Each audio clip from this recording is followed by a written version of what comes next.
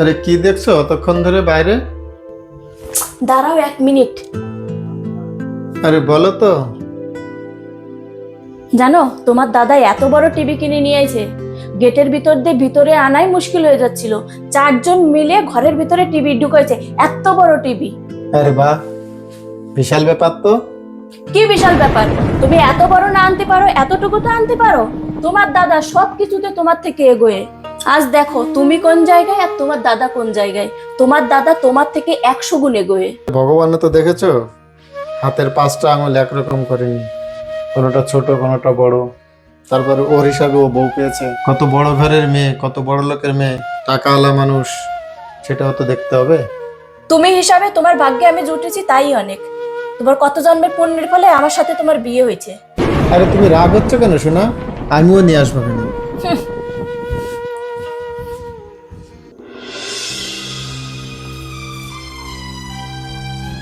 কি হয়েছে? কালকে পার্টিতে তোমার বৌদিকে দেখেছিলে? না, কেন? তোমার বৌদি দেখেছো কত মোটা হিরের নেকলেস পরেছিল, আর আমার গলায় ছিল এরকম ফ্যান ফ্যানে সোনার একটা চেন। আমার যে কি লজ্জা করছিল। দেখো শোনা, যার যেরকম কামাই তার সেরকম খরচা। ওরা যেমন কামাই করে সেরকম খরচা করে, আমার যেরকম কামাই আমি সেরকম খরচা করি। তাছাড়া তুমি চিন্তা করো না, আমি তোমার জন্য টাকা জমা করছি। তোমাকে হিরের নেকলেস না পারে, তোমাকে মোটা করে একটা সোনার চেন বানিয়ে দেবো, ঠিক আছে? তুমি শুধু বলতেই থাকো। কই খেতে দিয়ে দাও, খিদে পেয়ে গেছে।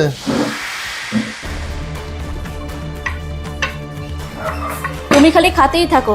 আজকে তোমার দাদার বাড়িতে আওয়াজ শোনা যাচ্ছে, মনে হচ্ছে নতুন কিছু নিয়ে এসছে। যাই দেখে আসি।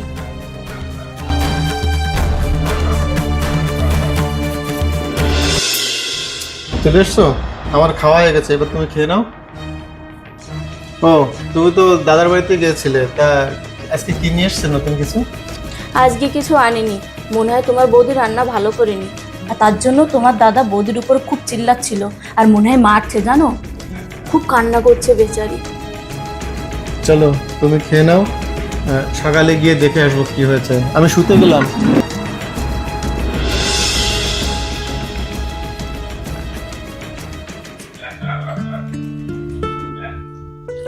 আহা, তরকারিটা একেবারে নুনি পুরা হয়ে গেছে। উনি কি করে খেলো এরকম নুনটা তরকারি? উনি মনে হয় খুব রাগ করেছে। যাই দেখে আসি।